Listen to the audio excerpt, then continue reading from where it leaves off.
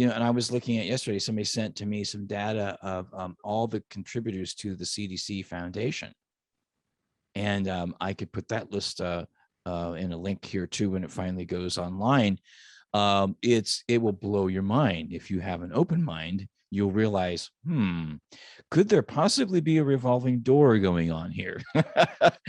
Because it's, and why limit your sources? Like you were saying, Dan, why limit your sources for information to, where the money flows? What about the underdogs? The underdogs have a lot of information, especially if they're frontline doctors, in the case of the FLCCC group, the frontline COVID-19 critical care alliance doctors, Dr. Corey there that actually spoke to Congress. One of their podcasts one night, they said, Dr. Corey can't be with us tonight. He might pop in later, but he's actually with patients right now. I mean, can you imagine that? Not in his ivory tower. He's actually working with real live people in real time. And that is so important that people know this, that really, at the end of the day, we are the hope. We are the solution, sharing information with each other, encouraging each other to look at all the options that are available, correct? And understanding even just basic terminology so that we can help one another. Prophylaxis, in other words, means prevention. Treatment is, when you are sick. I mean, these are simple common sense things, but people need to understand what their first order of priorities are and not necessarily believe everything that they're told.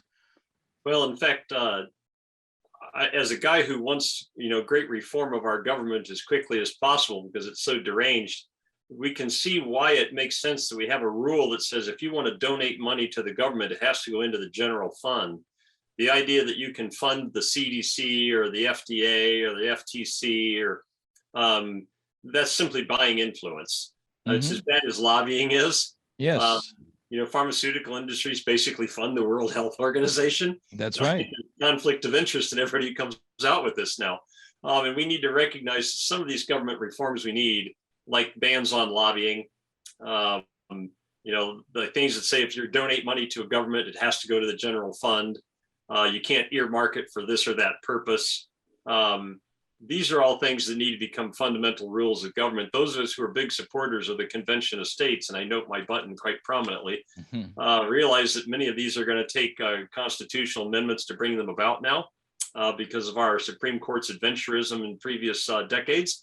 But there are things we can do to make this whole again for our country if we have these common sense amendments, which luckily our founding fathers gave us a mechanism that we could amend this thing without our federal government's blessing.